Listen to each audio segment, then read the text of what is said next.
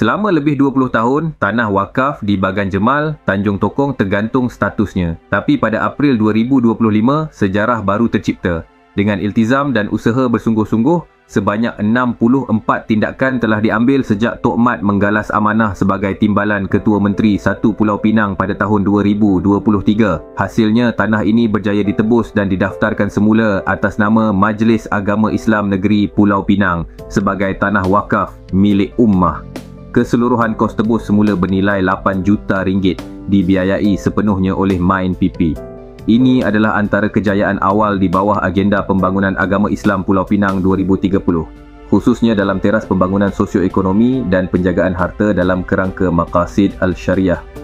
Pulau Pinang bukan asing dengan pembangunan wakaf. Malah, sejak sebelum merdeka, wakaf sudah jadi nadi pembangunan pendidikan dan kebajikan. Tok Mat tegaskan, agenda ini merentas kaum dan politik. Dengan tadbir urus yang telus, kita buktikan setiap masalah ada penyelesaian asalkan ada tekad dan ilmu. Mari kita jadikan usaha ini sebagai agenda bersama demi negeri kita, demi ummah kita.